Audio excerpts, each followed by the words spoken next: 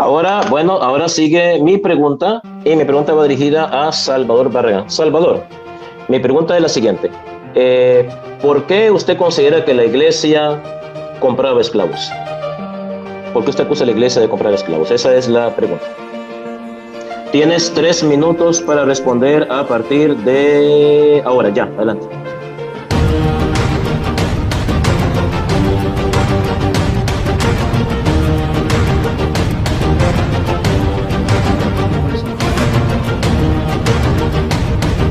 Entonces nosotros tenemos imágenes de ellos porque nos recuerda su testimonio. Y queremos imitarlos. San Pablo mismo dice, imítenme a mí como yo imito a Jesús.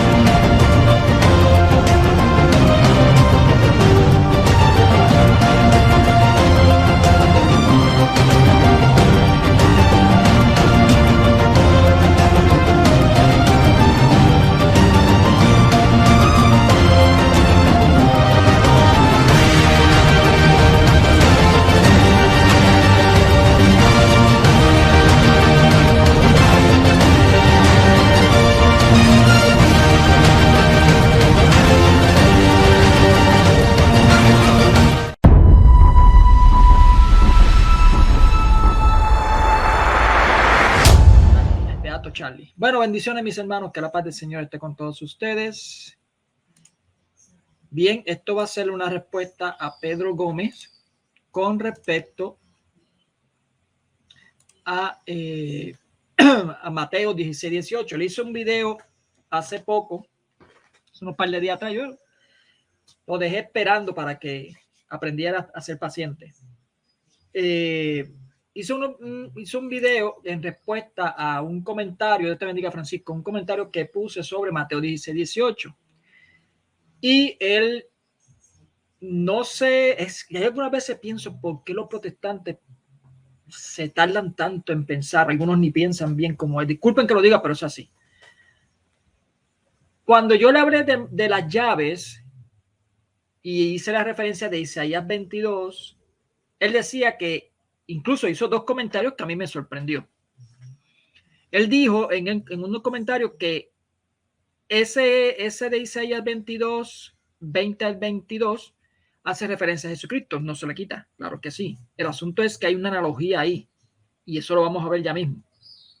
Y dos, que el reinado de David, que le corresponde a Jesucristo, que Jesucristo va a reinar solamente por un periodo, o sea, no va a estar todo el tiempo, no va a estar por los siglos. Pero yo de verdad que eso no lo entendí. Pero Pedro Gómez es así, es Pedro Gómez, es especial. El anticatolicismo que en estas personas son tan arraigadas y tan extremas que impiden llegar a la palabra de Dios por el miedo, por el miedo, el odio irrazonable que tienen contra la Iglesia Católica. Ahora mismo tuve obviamente una conversación estilo debate, yo me estaba riendo, yo supongo que él también se estaba riendo con respecto al bautismo de niños, con Eric Welming. Él es un reformado, si no mal me acuerdo, pero creo que si no estoy seguro, aparenta ser presbiterano. No estoy seguro. Él cree en el bautismo de niños, pero el bautismo de niños que ellos creen es solamente para cuestión de pacto o entrada a lo que es el cuerpo de Cristo. Pero no como nosotros creemos, que además de esos dos, nosotros creemos otros más, y incluye lo que es también el perdón del pecado original y obviamente regenerarlo. Ellos no creen en la regeneración. Bueno, no estoy seguro si no cree, porque en sí no me he respondido, pero bueno, aparenta no tener claro lo que es la regeneración bautismal, pero bueno. Y tuvimos ese dime y direte, yo riéndome por acá, supongo que él estaba haciendo lo mismo para allá por el último comentario que tuvo, pero anyway.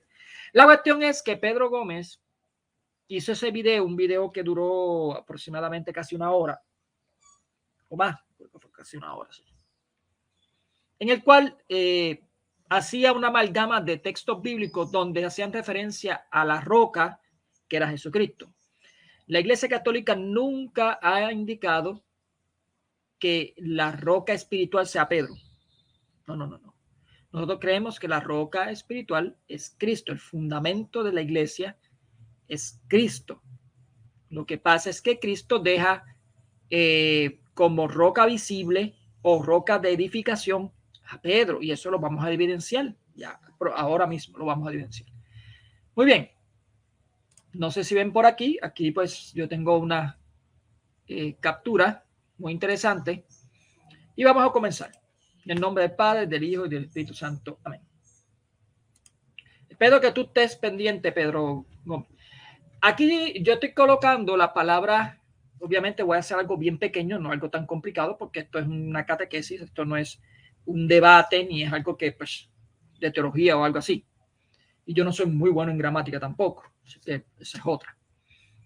Aquí está escrito gramaticalmente cómo se lee en griego el texto de Mateo 16, 18. Bien, y señalo donde la palabra Petra está aquí puesto. Bien. No, este es taute. Este es taute. Taute. Bien. ¿Qué es lo que estoy tratando de evidenciar?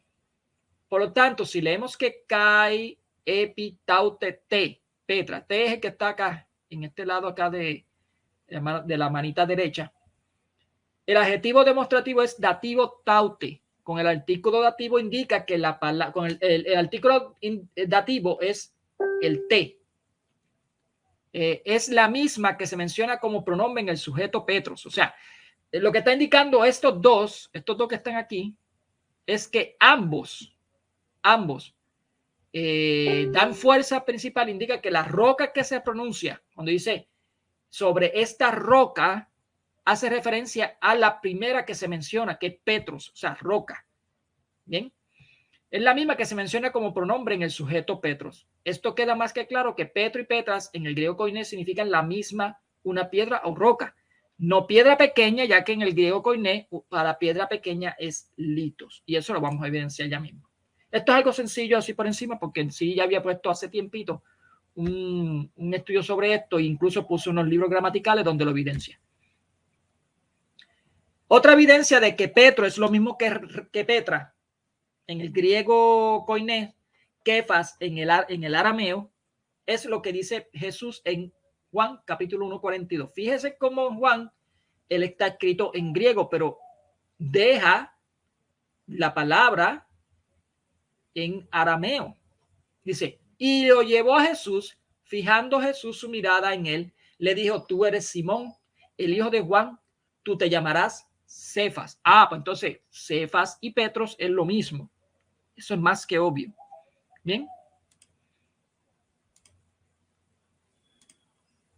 Aquí hay otra evidencia de que Petros y Cefas es lo mismo también y está en Gálatas 2:7-9. Fíjense qué interesante cómo Pablo aquí comienza hablando la traducción en griego de Petros, pero cuando hablan de autoridad no le menciona a Petro, le dice Kefas. Dice, ante al contrario, viendo que me había sido confiada la evangelización de los incircuncisos, al igual que Pedro, de que Pedro tenía ese ministerio, Petros, aquí está escrito como Petros, la de los circuncisos, pues el que actúa en Petros para hacer de él un apóstol de los circuncisos, actuó también en mí para hacerme apóstol de los gentiles, y reconociendo la gracia que me había sido concedida, Santiago, Cefas y Juan. Ve que habla de autoridad concedida, ¿ve? La gracia que me había sido concedida. Y fíjate cómo dice que estos tres eran considerados como columnas, o sea, fundamentos. La palabra que se utiliza ahí es fundamentos también. Nos tendieron la mano en señal de comunión a mí y a Bernabé para que nosotros fuéramos a los gentiles y ellos a los circuncisos. O sea, la iglesia, estos tres pilares, estos tres fundamentos, dieron permiso a Pablo para que fueran a predicar a los gentiles. Está más que claro que aquí está evidenciado de que Petros y Cefas es lo mismo. Es lo mismo. Incluso en el diccionario Vines, que tengo por aquí,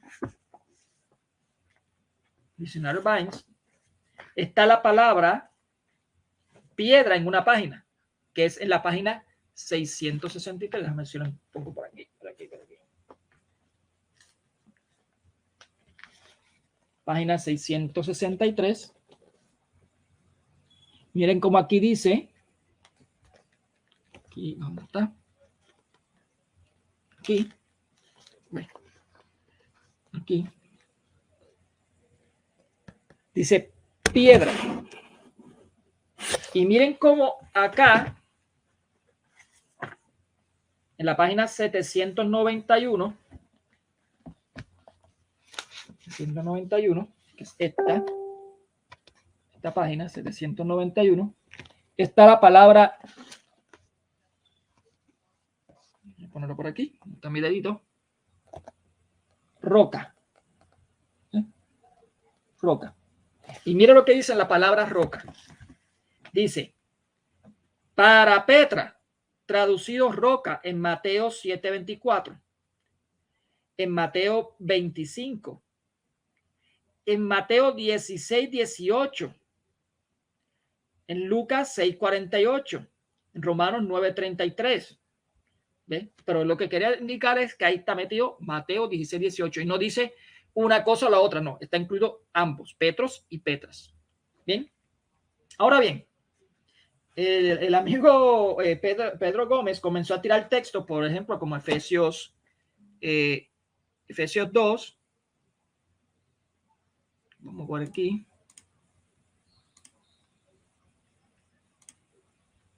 Como primera de Pedro 2:4-5, pero mira qué interesante que en primera de Pedro 2:4-5 no se usa la palabra Kefas.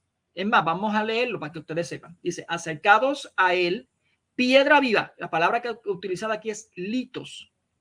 Desechada por los hombres, pero elegida preciosa ante Dios, también vosotros, cual piedras vivas, otra vez litos. Entrad en la construcción de un edificio espiritual para un sacerdocio santo, para ofrecer sacrificios espirituales aceptados a Dios por mediación de Jesucristo. Fíjense cómo aquí está hablando de un edificio espiritual. Así que el contexto que está hablando en primera de Pedro 2:4-5 es un contexto distinto a el de Mateo 16:18. Porque en Mateo 16:18 está hablando de un edificio visible. Bien, que es lo que se llama la iglesia visible. Pero aquí está hablando de un edificio espiritual. Y la palabra que utiliza es litos. En el diccionario Vines, que es la página 663 que yo indiqué, dice litos. Se utiliza literalmente las piedras del suelo, Mateo 4:3, 6:7-9, piedras sepulcrales, Mateo 27:60-66, piedras de construcción, Mateo 21:42, una piedra de molino, Lucas 17:2, Apocalipsis 18:21, las tablas de la ley, como dice en 2 Corintios 3:7, imágenes de ídolos, Hechos 17:29, los tesoros de la Babilonia comercial, Apocalipsis 18:12-16, metafóricamente de Cristo en Romanos 9:33 y en primera de Pedro 2:4, 6 y 8.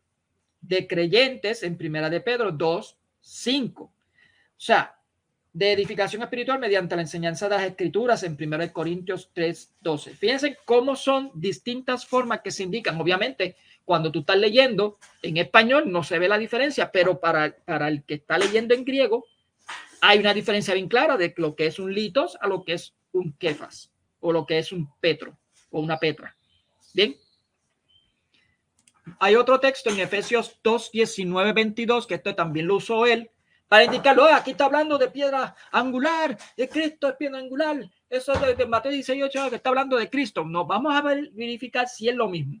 Así pues, ya no soy extraño ni forastero, sino conciudadanos de los santos y familiares de Dios, edificados sobre el cimiento de los apóstoles. Cimiento de los apóstoles. Aquí los apóstoles son los cimientos. Fundamento. Bien. Y profetas, siendo la piedra angular. Aquí el contexto está hablando de otro tipo de contexto. Ya ustedes verán cuál es el contexto que está hablando. Mateo 16:18 está hablando del contexto de lo que es la iglesia visible completamente, donde están todos integrantes. Bien. En 1 de Pedro 2:4-5 está hablando de lo que es el edificio espiritual. Pero en Efesios 2, 19, 22, vean de cuál es el contexto que está hablando. Siendo la piedra angular, aquí la palabra que se utiliza es acrogoniaos, Cristo mismo, en quien toda edificación bien trabada se eleva hasta formar un templo santo en el Señor, en quien también vosotros con ellos estáis siendo edificados para ser morada de Dios en el Espíritu. O sea, aquí está hablando de morada, del cuerpo, de esta morada. ¿Por qué? Porque dice morada de Dios en el Espíritu. Nosotros tenemos que edificar este cuerpo para ser morada de Dios. No está hablando entonces de la iglesia completa, sino está hablando del templo, de este templo que es donde está el Espíritu Santo. Así que son tres contextos totalmente distintos que tienen que ver con la persona, pero no necesariamente es directa o indirectamente. Y esto es lo que los protestantes, algunos de ellos, no todos, se pierden totalmente. Bien, se pierden totalmente. Fíjense que aquí la palabra que utiliza es acrogoniaos, no kefas. Ahora bien, esto no lo digo yo solamente.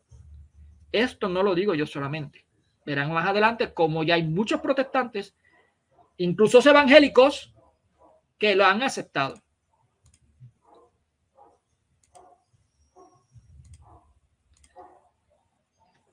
Aquí en este diccionario, en este comentario bíblico protestante, dice, algunos intérpretes tienen, aquí se refiere a Jesús como la roca, pero el contexto está en contra de esto. Ve que el contexto es lo que importa.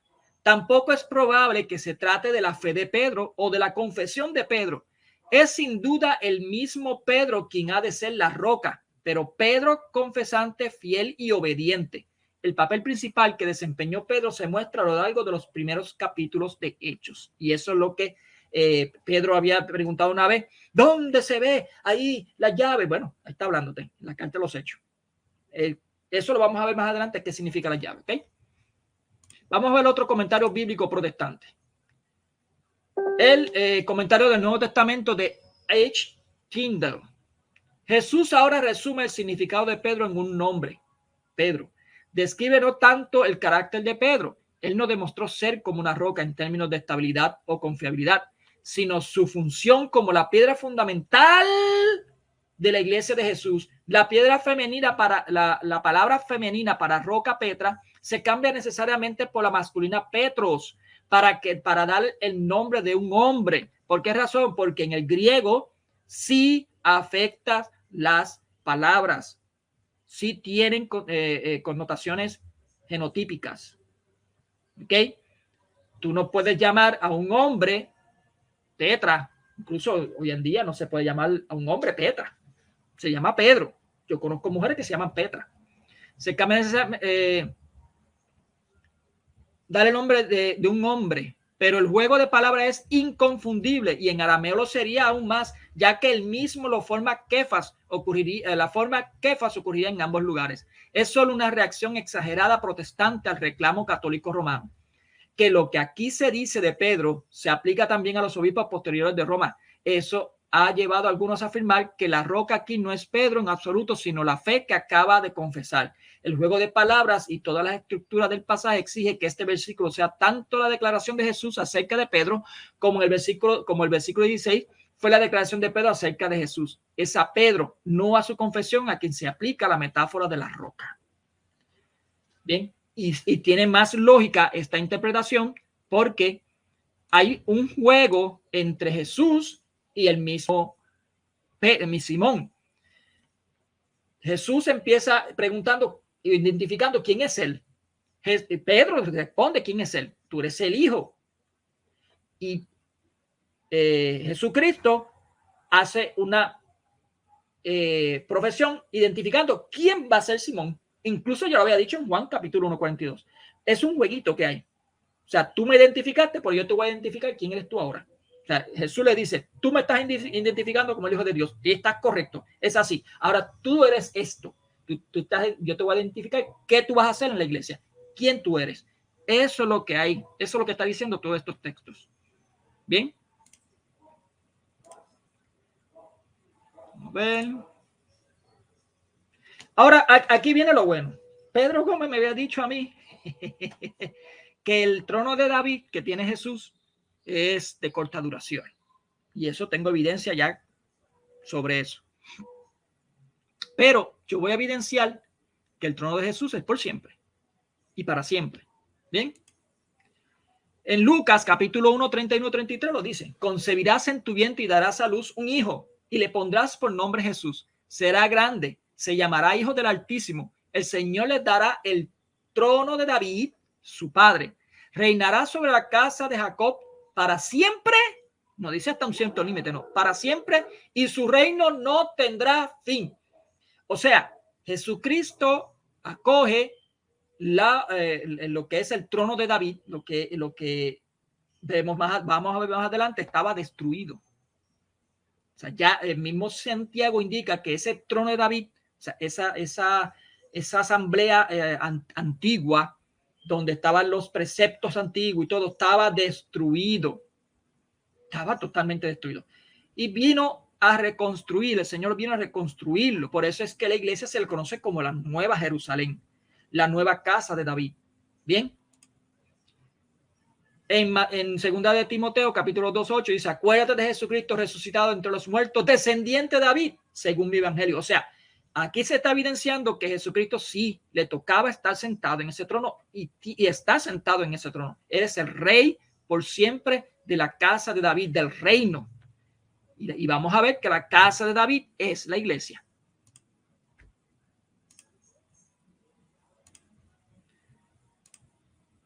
Miren qué interesante. En Hechos capítulo 15 y 16 dice: después de esto, Santiago, esto está hablando del concilio, del primer concilio que hubo en Jerusalén, el concilio de Jerusalén, donde hubo una discusión porque habían unos judaizantes que querían implementar una doctrina indicando de que tenías que circuncidarte para poder ser de Cristo. Exigía entonces que se hubiese una definición, o sea, un dogma. Había que hacer un dogma. ¿Por qué? Porque había división dentro de la iglesia en cuanto a dos pensamientos. Unos decían que sí, que había que circuncidarse, otros decían que no se había que circuncidar. El problema aquí el problema principal es que era en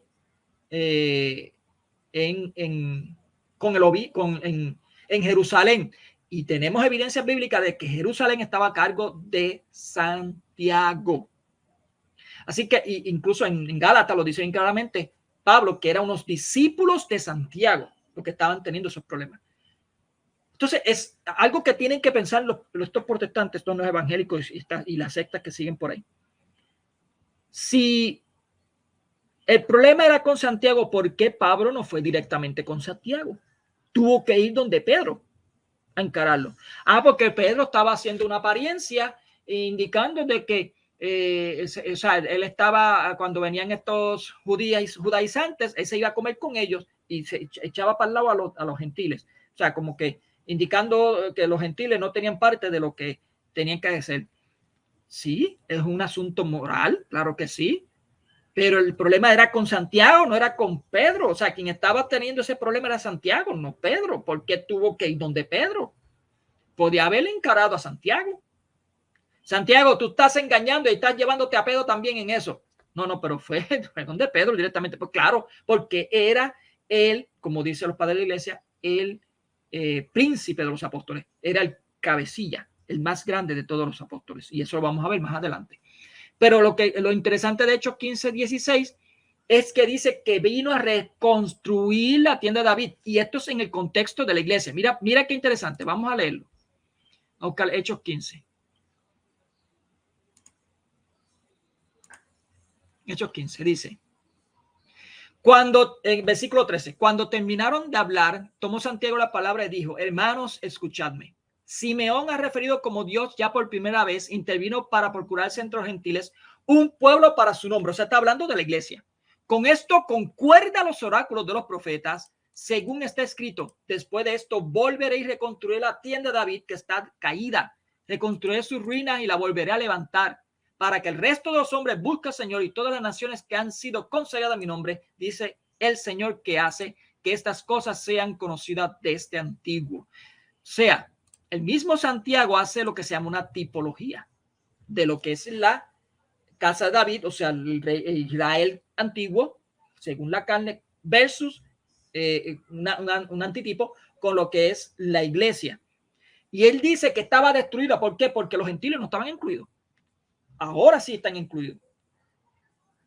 Esa clase de David es la iglesia ahora. No tenemos que ver parte nada con la Israel carnal. Por tanto, donde está reinando Dios, donde está reinando Jesús, en estos momentos en esta casa de David, que es la iglesia. Bien, él está reinando ahí. Vamos a ver. Y está más que claro que habla de Jesucristo. Ahora, ¿por qué yo tengo que hablar sobre la casa de David? ¿Por qué tengo que hablar del trono de David? ¿Qué tiene que ver el trono de David? ¿Qué tiene que ver todo esto con lo de Mateo 16, 18? Sencillo.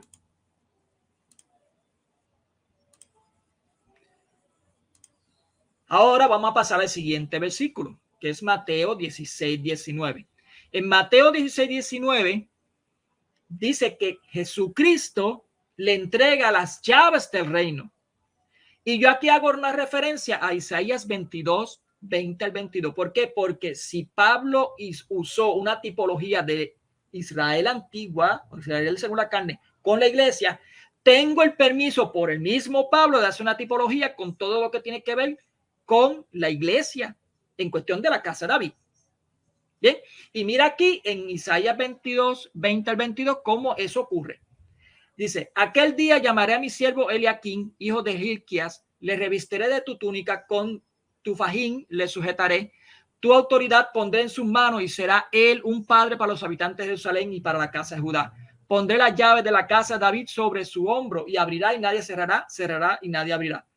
¿Qué sucede? Voy a explicar el contexto. Desde el versículo 21, desde el capítulo 21 de Isaías, nos dice que había un mayordomo que no se estaba comportando como el rey David quería que se comportara. Incluso maltrataba a todos los trabajadores y los otros mayordomos que estaban ahí. ¿Qué fue lo que pasó? David mismo, por medio de Dios, le quitó el puesto y se lo dio a otro que se llama Eliaquín. Eso pasó allí. Ahora, este texto hace referencia a lo que es Jesucristo, porque hace una alusión, es un verso profético de lo que iba a ocurrir con Jesucristo. Él iba a tener la llave de la casa de David, y así mismo es. Él la toma. Recordemos lo que leímos en Hechos capítulo 15. Bien, él toma eso, pero mira qué interesante que dice, abrirá y nadie cerrará, cerrará y nadie abrirá. Así que Isaías 20, 21, 22 habla de un rey que es David, da las llaves del reino, que es del reino de la casa de David, y se la entrega a Eliaquim, que es un mayordomo. Bien. Sabiendo que Jesucristo es el rey ahora de la casa de David, de la que él está reconstruyendo, ¿qué podemos entender entonces? Sencillo. Mateo 16, 19, a ti te daré las llaves del reino de los cielos, y lo que ates en la tierra quedará atado en los cielos, y lo que desates en la tierra quedará desatado en los cielos. Eso es lo que dice Jesucristo. Y Jesucristo, como ya vimos, es el rey de la nueva casa de David. Es el rey. Ya le da las llaves del reino a Simón. O sea, lo mismo. Hay una, mira qué paralelo tan interesante, Pedro Gómez, en estos dos. Un rey, David, Jesús rey, llaves del reino de la casa de David, llaves del reino de los cielos. Eliaquim, el mayordomo, que es una prefiguración de lo que es Jesucristo, pero en este caso aquí Simón es el mayordomo. ¿Ven? Esto se llama tipología, y eso es lo que la iglesia siempre ha entendido, y eso es lo que por causa de Pablo me dio el permiso de hacerlo. O sea, nos da el permiso porque él lo hizo. O sea, él indicó que esa casa de David que estaba destruida, él lo vino a reconstruir. Jesús vino a reconstruirlo. Y está más que claro que aquí hace una referencia a esa mayordomía, lo que se llama mayordomía en Simón. No soy el único que lo indica. En el Nuevo Diccionario tan protestante lo hace, lo dice. Dice, en el Antiguo Testamento un mayordomo es un hombre que está sobre una casa. Génesis 43, 19, Génesis 44, 4. Y mire qué interesante, Isaías 22, 15. En el Nuevo Testamento hay dos palabras traducidas mayordomos, que se titula epitropos. Mateo 28 y Gálatas 4:2. Es decir, alguien a cuyo cuidado honor se ha confiado un curador, un guardián y oikonomos. Lucas 16, 2 al 3, 1 Corintios 4, 1 al 2, Tito 1, 7 y 1 Pedro 4, 10. Es decir, un administrador, un superintendente de oikos, que es la casa, y de nemo, dispensar o administrar. La palabra se usa para describir la función de la responsabilidad delegada. Y dice más adelante, para más referencia al oficio del mayordomo en los tiempos del Antiguo Testamento, véase Primera de Reyes 4:6, Primera de Reyes 16:9, Primera de Reyes 18:3, Segunda de Reyes 10:5, Segunda de Reyes 15:5, Segunda de Reyes 18:18, donde las frases usadas son sobre la casa, mayordomo o gobernador. En Isaías 22:15, en el mismo pasaje al que aparente se refiere nuestro Señor en Mateo 16:19. Sebna, que es el mayordomo malo, el mayordomo que pronto será despuesto, se describe en varias traducciones como amo del palacio, a cargo, esas son las versiones que están al lado, así que dice JB, NIV, son versiones bíblicas. Lo ponen ahí como el amo del palacio, el cargo del palacio, amo de la casa, a cargo de la casa de Israel, controlador de la casa, gobernador del palacio. ¿Y cómo es que Jesucristo está haciendo lo mismo con Simón? Él está haciendo lo mismo. Esto es lo más interesante de todo esto. Y esto es un protestante que lo está diciendo, no estoy diciendo yo, ni lo está diciendo la Iglesia Católica. Comentario de E. Jameson, Fawcett and Brown sobre Isaías 22. El mayordomo es amigo del rey, oficial principal de la corte. Primera de Reyes 4:5, Primera de Reyes 18:3, Primera de Crónicas 27:33, y también se conoce como el consejero del rey. Las llaves se llevan a veces en Oriente colgadas del pañuelo al hombro. O sea, anteriormente, o sea, en el Viejo Testamento se llevaban como un colgante en el hombro, aquí. Pero la frase es más bien figurativa para sostener el gobierno sobre los hombros de uno. O sea, cuando lo llevan aquí es que estaba indicando de que ese mayordomo llevaba el gobierno de esa casa de David, o sea, del rey, de todo lo que es del reinado, en los hombros. Eliaquín, como implica su nombre, es aquí claramente un tipo de Dios, hombre, Cristo. Eso sí, yo lo dije también. El hijo de David, de quien Isaías, en capítulo 9:6, usa el mismo lenguaje en la cláusula anterior de este versículo, y el principado sobre su hombro. En Apocalipsis 3:7 se encuentra el mismo lenguaje que la última clausura. Y aquí da la referencia de Job 12:14. Está más que claro que eso de las llaves, lo que significa es autoridad de sostener gobierno, el gobierno en este caso se estaba hablando, si es del Antiguo Testamento, hablando del gobierno de la casa de Israel, o sea, de todo Israel. Entonces, si es del gobierno de la casa de Israel sostenido por el mayordomo, dado por el rey, ¿cómo entonces podemos entender, Pedro Gómez, que en el Nuevo Testamento Jesucristo utiliza lo mismo para Simón? Está indicando claramente que ese gobierno se lo está colocando a Simón. Es más que claro. Sí, claro que sí, yo te lo subo, no te preocupes. Muy bien. Vamos a continuar.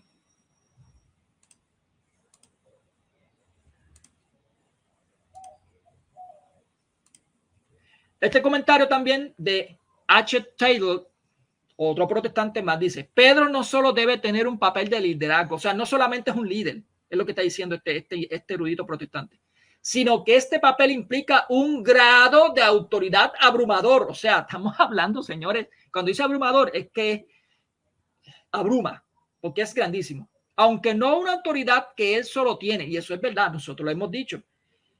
El magisterio de la Iglesia Católica no está solamente puesto en el Papa, sino en todo el magisterio de los obispos. El Papa tiene la última palabra. Eso sí. ¿Cómo se puede ver en la repetición de la última parte del versículo en Mateo 18:18 con referencia al grupo de discípulos como un todo? La imagen de las llaves, plural, quizás sugiera no tanto al portero, o sea, hay una diferencia del portero en este caso, que es el mayordomo principal, a estos que tiene la llave, que controla la entrada de la casa como el mayordomo que regula su administración. Isaías 22:22 en conjunto con Isaías 22:15.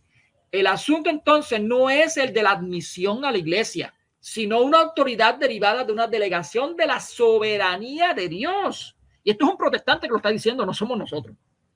¿Okay? Es una autoridad derivada de una delegación de la soberanía de Dios. ¿Qué está indicando? Que es la misma soberanía de Dios está reflejada en estos individuos, especialmente al que tiene la autoridad abrumadora que estaba indicando arriba, que es Pedro. Eso está así de claro, está hablando este señor. ¿Bien? En F. Adam Clark, creo que este es evangélico, si no mal me acuerdo. Así como la túnica y el tajali mencionados en el versículo anterior eran los estandartes del poder y la autoridad, así también la llave era la marca del oficio, ya era grado sagrado o civil. ¿Se acuerdan de lo que hablamos del oficio del obispo, del magisterio, oficio? Esta marca de oficio también se llevaba entre los griegos, o sea, también los mismos griegos lo tenían, como aquí en Isaías, sobre el hombro. En alusión a la imagen de la llave como estandarte del poder, el alcance ilimitado de ese poder se expresa con gran claridad y fuerza por la única y exclusiva autoridad para abrir y cerrar. Nuestro Salvador, por lo tanto, en una ocasión similar, hizo uso de una manera similar de expresión. Mateo 16:19. Y en Apocalipsis 3:7 se ha aplicado a sí mismo las mismas palabras del profeta.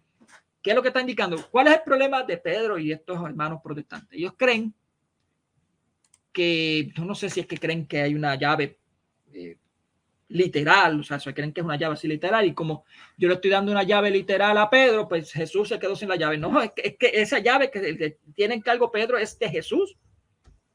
Es de Jesús. La llave que le dio el mayordomo es de David. No es del mayordomo, es de David. Sigue siendo de David. Sigue siendo de Jesucristo esa llave. Lo que pasa es que le está poniendo el oficio de gobernar la iglesia. ¿A quién? A Pedro. Eso es lo que está indicando. Bien.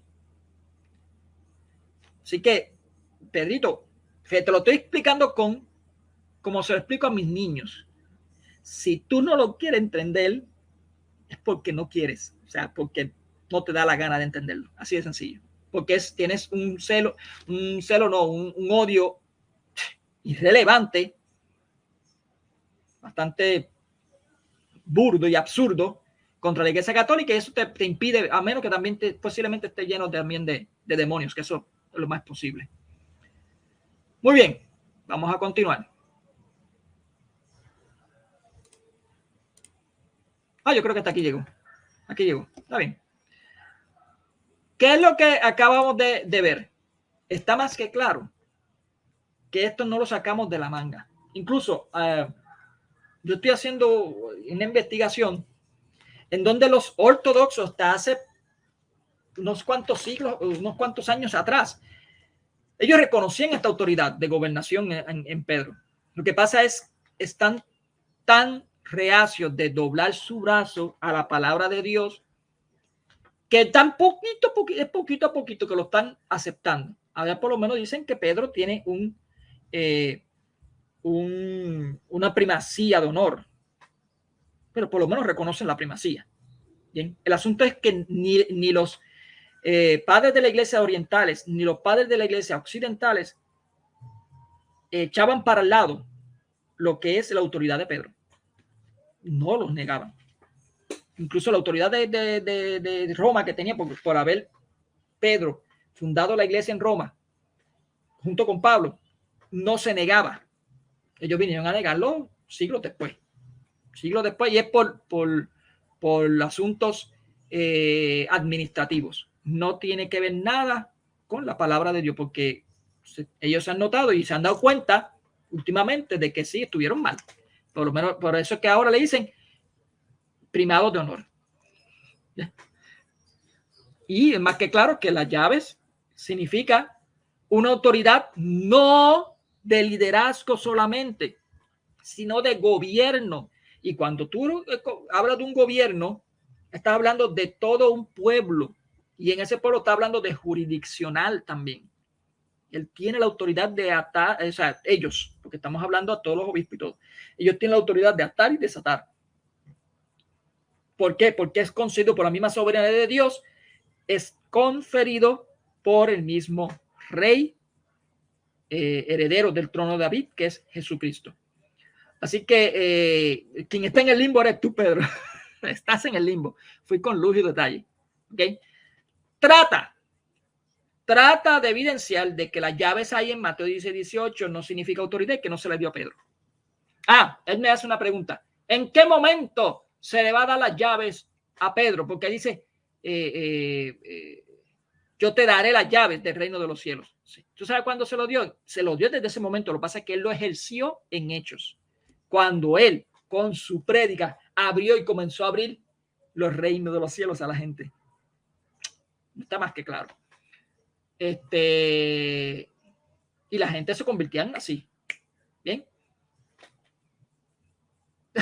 Pedro, ya no, mira, esto no lo puedes ni refutar. No lo vas a poder refutar. Así que es sencillo. Es más que claro.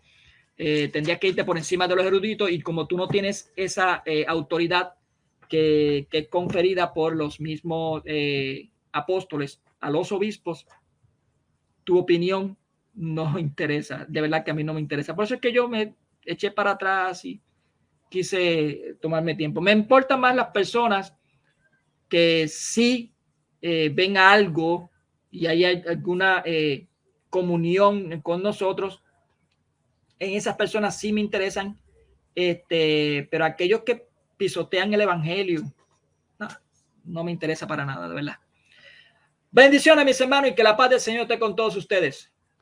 Cuídense.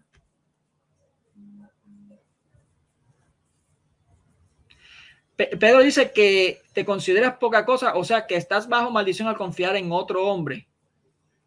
Confiar en otro hombre. Si Jesucristo no confiara en los hombres, entonces ¿para qué mandó a predicar a los apóstoles que son hombres?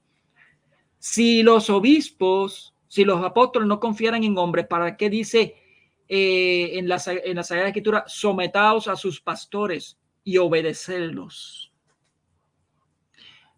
¿Qué es lo que pasa? Que estos protestantes, estos hermanitos como Pedro Gómez, malinterpretan el texto, dice, maldito el hombre que confía en otro hombre, pero no lo lee completo. No lo lee completo. Vamos a buscar ese texto, que es que interesante. Mira qué interesante.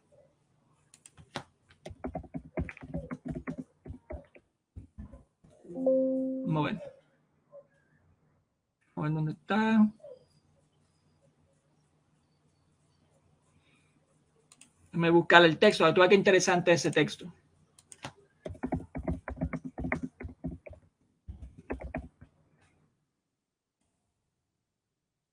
Jeremías 17. Vamos a buscar aquí a Jeremías. Jeremías 17. Ups. 5 al 7. Vamos a ver. Dice, vamos a leer desde 1. El pecado de Judá está escrito con burril de hierro, con punta de diamante está grabado sobre la tabla de su corazón y en los cuernos de sus aras. Así recordarán sus hijos sus aras y sus hipos cabe los árboles frondosos sobre los oteros altos. Mi monte en la campiña. Tu haber y todos tus tesoros al pillaje voy a dar en pago por todos tus pecados de los altos en todas tus fronteras. Tendrás que deshacerte de la heredad de ti y te haré esclavo de tus enemigos en un país que no conoces, pues ha estallado el fuego de mi ira, que para siempre estará encendido. Así dice Yahvé, maldito quien se fía del hombre y hace de la carne su apoyo y de Yahvé se aparta su corazón. Pues está hablando, no está hablando de todos los hombres, está hablando de los hombres que hacen de la carne su apoyo y hacen que se aparten de corazón. Esos son los hombres que son malditos, que confían en esos hombres. pero no está hablando de aquellos hombres que ponen la confianza en Dios. Dice,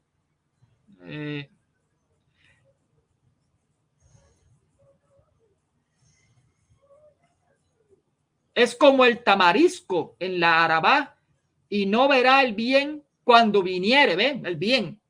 Vive en los sequedales del desierto, en saladar inhabitable. Está hablando de estas personas que ponen la confianza en hombres corruptos, pecadores, pero no en apóstoles, no en obispos, que se comportan bien, o sea, que hacen bien el trabajo, que hacen las cosas. No, eso no está hablando.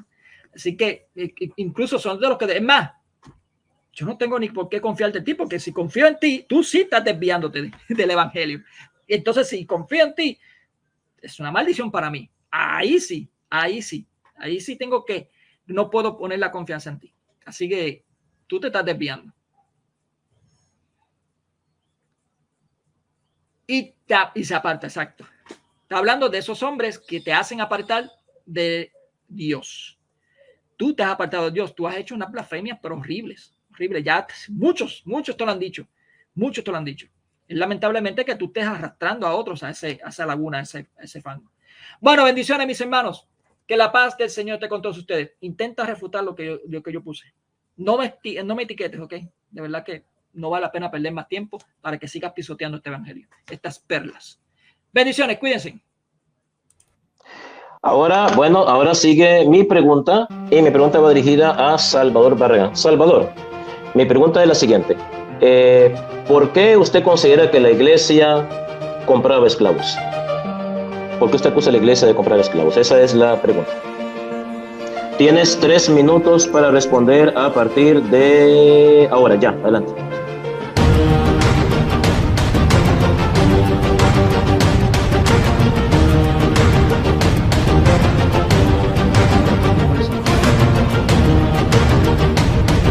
Entonces nosotros hacemos el nombre de ellos porque nos recuerda su testimonio. Y queremos invitarlos. San Pablo mismo dice, imítenme a mí como yo imito a Jesús.